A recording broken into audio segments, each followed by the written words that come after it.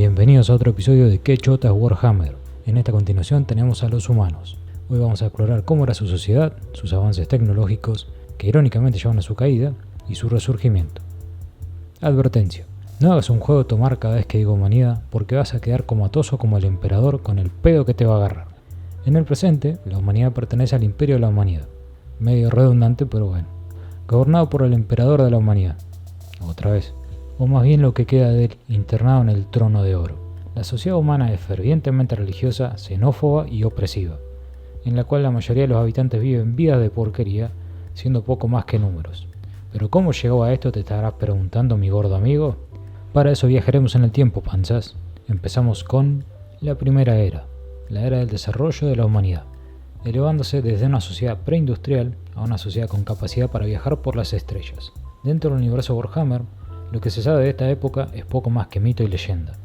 Se cree que los tres primeros dioses del caos, Khorne, Nurgle y Tzeentch, surgieron durante la Edad Media, debido a la mayor cantidad de guerras, el desarrollo de sociedades y estados cada vez más avanzados y las constantes plagas mundiales.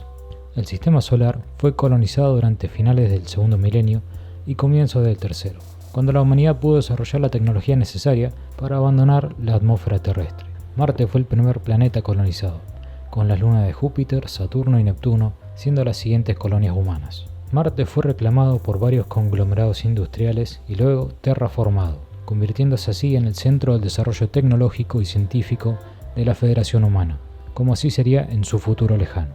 El desarrollo de una avanzada forma de fusión nuclear y tecnología de propulsión de antimateria permitió a la humanidad conquistar otros sistemas planetarios, aunque las naves espaciales que construyeron solo podían navegar a velocidades por debajo de la velocidad de la luz, lo que obligaba a las colonias humanas en otros sistemas planetarios a ser autosuficientes, ya que la distancia con el sistema planetario Sol significaba que no podría llegar ayuda ni recursos desde la Tierra a tiempo.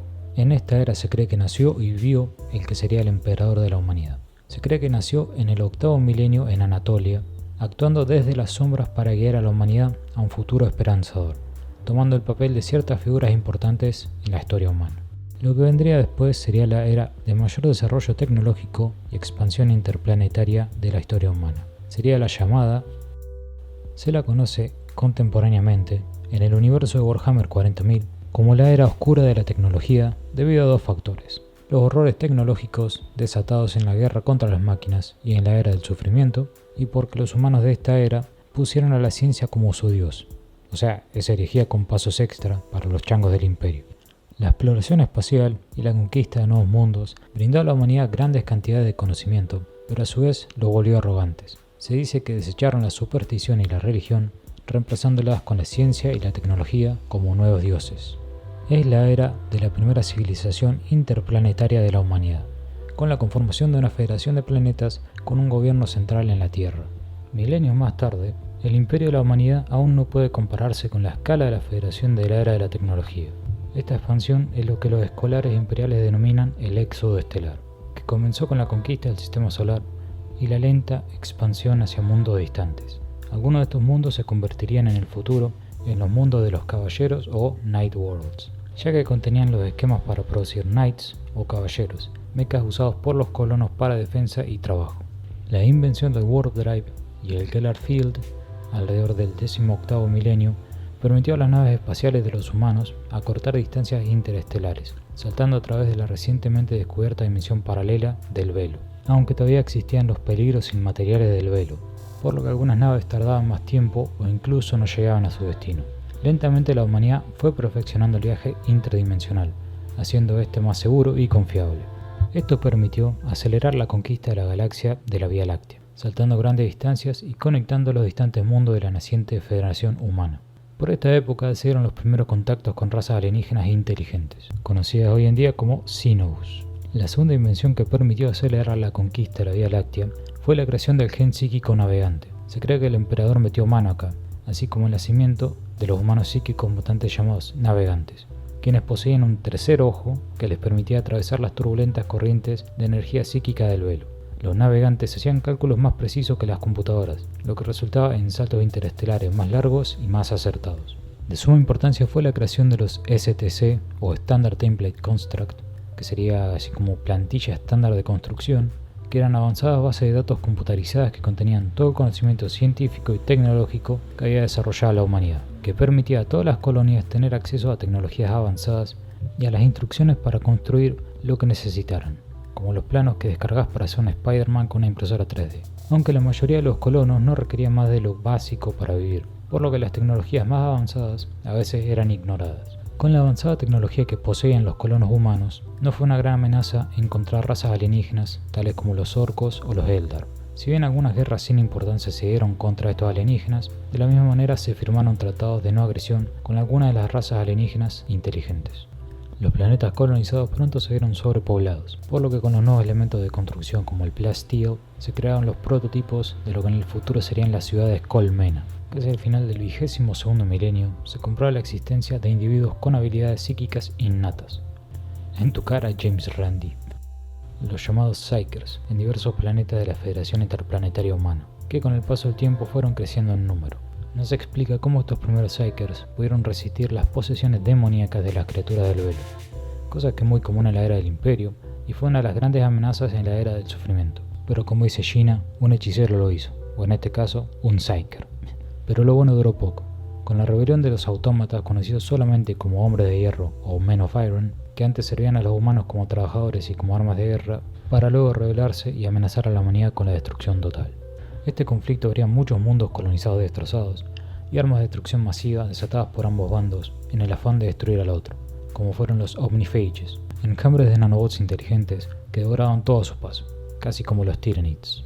Al final, los autómatas fueron derrotados por una alianza de diversas potencias galácticas, algunas de las cuales ni eran humanos, pero con un gran costo: la caída de la Federación Interplanetaria Humana, la devastación de planetas y poblaciones, y debido a las tormentas psíquicas del velo por la llegada de Lanesh, el aislamiento de los diversos planetas por no poder viajar a través del velo. Esto fue lo que desencadenó la prohibición de las inteligencias artificiales en el Imperio y también en la preferencia de la población por la ignorancia y la superstición, debido a los horrores que la ciencia y el conocimiento desataron. Por esto es que los siguientes 5 milenios serían conocidos como la Age of Strife o digamos la era del sufrimiento. Los Eldar se mandaron una cagada tras otra, culminando en la caída de su civilización y en las tormentas psíquicas del velo que anunciaban el nacimiento de Slanesh, lo que imposibilitó el viaje interestelar por miles de años. Asimismo, en esta época surgieron diversas razas de humanos mutantes, como los Ogrins o los Squats, y como no podía faltar, también se dieron posesiones demoníacas en los mundos humanos gracias a los Psykers. Fue la era del caos y del sufrimiento. Todo se fue al garete y fue lo que llevó al emperador a demostrar su existencia. Esta era terminará con la creación del Imperio de la Humanidad, dando paso a la era de las guerras de unificación. Previamente a esta era, y durante la expansión humana por el espacio, los Aldari iban en declive. Arrogantes como eran, fueron cayendo cada vez más en el pozo de las cochinadas, alimentando el nacimiento de la diosa del caos Slanesh. Con la caída del imperio de los elfos, Slanesh nació en concreto, poniendo en peligro las almas de todos los Eldar. La vieja Tierra, o Terra, como la empezaron a llamar los humanos sobrevivientes, se vio aislada de los demás planetas, con tecnología que solo iba en decadencia y con poblaciones gigantescas que no podían sobrevivir por la falta de recursos. Para el 28º milenio, la sociedad humana se transformó en tribus y bandas de tecnobárbaros que batallaban unos contra otros por los pocos pedazos de tecnología que quedaban. Algunos registros sobrevivieron de esa época, haciendo recuento de los tiranos que dominaban la Tierra en ese momento, como Calagan de la región de Ursh, el cardenal Tang del bloque indonesio o el medio loco medio genio Nartan Drum del imperio Pan-Pacífico. Marte y la Tierra se disputaron en varios puntos del control del sistema solar, como tus amigos peleando por la última rebanada de pizza. Aunque Marte en sí pudo mantener un cierto nivel de avance tecnológico. Los tecnosacerdotes del culto de la máquina, los Mechanicum, se vieron victoriosos por sobre los mutantes psíquicos y las inteligencias abominables que amenazaban Marte. Al ganar, unificaron al planeta bajo el culto del Omnissiah. Los sacerdotes de Marte crearon los robots gigantes conocidos como titanes para defender su planeta. Asimismo, peregrinaron hacia el planeta Tierra, pero al ver el caos en que se encontraba, lo consideraron perdido y se dedicaron a estudiar el velo. Entre las corrientes psíquicas del velo, descubrieron que existían momentos en que las tormentas psíquicas menguaban, utilizando esos momentos para mandar expediciones para intentar reclamar viejos mundos forja de las viejas colonias terrestres, cosa que sí sería posible durante la gran cruzada del emperador de la humanidad. De entre las ruinas de la civilización humana en Terra, hizo acto de presencia al emperador, dispuesto a guiar a la humanidad a un futuro mejor. Gracias a sus poderes psíquicos, el emperador pudo adivinar el nacimiento de Slanesh, evento para el cual puso en marcha su plan, creando armadas de soldados genéticamente modificados para reunificar la Tierra y luego, cuando terminaran las tormentas psíquicas del velo, salir a retomar la galaxia. Para crear sus armadas, el emperador reclutó a miembros de las tribus de tecnobárbaros, modificándolos y convirtiéndolos así en sus guerreros del trueno o Thunder Warriors. Con sus legiones de humanos modificados, conquistó Terra y luego Luna, a su vez comenzando con el proyecto para crear a los Primarcas y los futuros marines espaciales en base a su propio ADN. Para el 29º milenio, con el nacimiento del Ganesh y el fin de las tormentas del velo, el emperador comenzó su campaña de recolonización, fijando un pacto con Marte en que permitía que conservaran su religión a cambio de su tecnología y su conocimiento. La Guerra de Unificación fue la campaña militar del emperador con la que buscó unificar a la humanidad bajo un solo estandarte. Fueron una serie de conflictos para derrocar y absorber los distintos estados-naciones de tecnobárbaros dentro de lo que sería el imperio de la humanidad. Las guerras entre estos clanes tecnosalvajes fueron destruyendo de a poco la superficie de la Tierra, con armas nucleares convirtiendo a la Tierra en poco más que un desierto. Incontables imperios y civilizaciones de estos salvajes surgieron y cayeron, siendo liderados por profetas locos, por carniceros con aumentaciones cibernéticas o por demagogos religiosos. Es de este caos que surge el emperador, como el jefe militar más poderoso entre estos diversos clanes, con legiones de soldados genéticamente modificados. Secretamente el emperador había estado preparándose para ese momento, utilizando sus biolaboratorios escondidos en lo profundo de las montañas del Himalaya, un complejo tecnológico proveído por una secta de élites ocultistas llamada los Sigillites, del cual Malcador era el último sobreviviente. Malcador fue quien le dio acceso a la fortaleza de los Sigillites al emperador. El emperador empezó a conquistar todo a su paso. Lo que no pudo asimilar lo destruyó, buscando así unificar a las tribus de tecnobárbaros en un gobierno planetario único, empujando a la humanidad restante hacia la razón y el orden, destruyendo todos los ídolos falsos y la superstición de las tribus que conquistaba. Su ideal era crear un imperio de la humanidad que se basara en una verdad imperial de progreso y conocimiento. Déspotas como Calagan de Ursh, el cardenal Tang del bloque indonesio, o Nartandum, el tirano del imperio pan-pacífico, caerían ante sus ejércitos. En la batalla contra Calagan y Ursh se puede ver entre los enemigos el uso de poderes psíquicos que tenían que ver con los dioses del caos. Los ejércitos del emperador consistían de humanos genéticamente modificados, como los de la Armada Imperial o los formidables guerreros del trueno. La Armada Imperial fue la predecesora de la Astra Militarum, con ciertos regimientos sobreviviendo todos esos años, como los 100 viejos o The Old Hundred. Los guerreros del trueno, o los Ligio Kataegis, fueron creados por el emperador para hacer bosta a todo aquel que lo mirara feo. Eso sí, estaban re chapita, por lo que el emperador les quitó años de vida y en última instancia los sacrificó para que no le hicieran quilombo más adelante. Los archivos imperiales hablan de la última batalla de la Guerra de Unificación, la batalla del monte Ararat, en la que los guerreros del trueno fueron masacrados excepto por uno, el afamado soldado Arik Taranis, conocido como el portador del trueno. Taranis levantó el estandarte del trueno, significando la victoria total del emperador antes de sucumbir a sus heridas.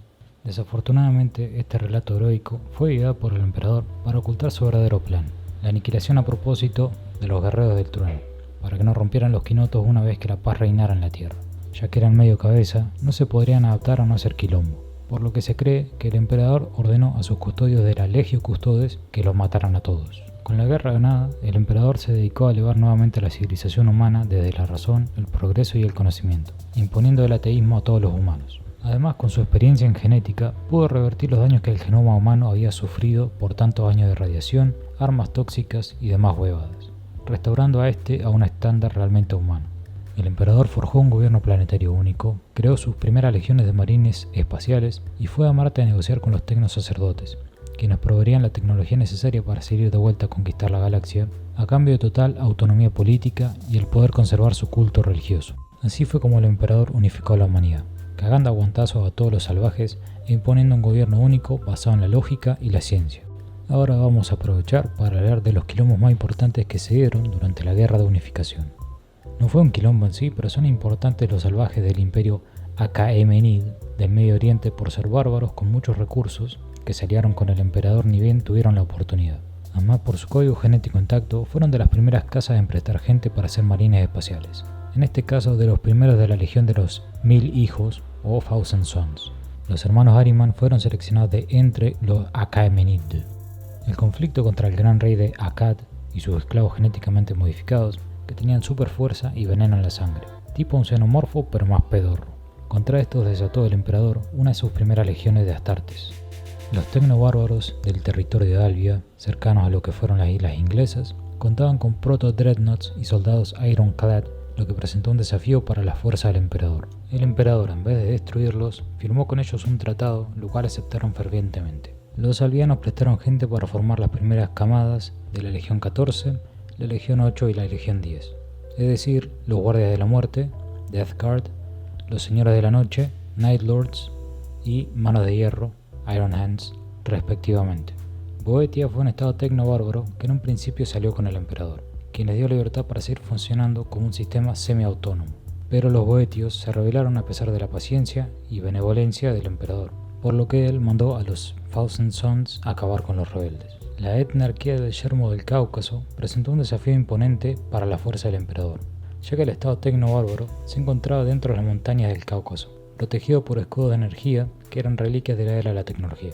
Para derrotarlos, el emperador le encargó a los astartes de la Legión de los Salamandras la misión de infiltrarse por debajo de la tierra con retroexcavadoras que consiguió de los tecnosacerdotes de Marte. Aunque parecía que la misión había fallado, los Salamandras pudieron vencer y desactivar los escudos de los etnarcas, lo que otorgó la victoria a las fuerzas del emperador.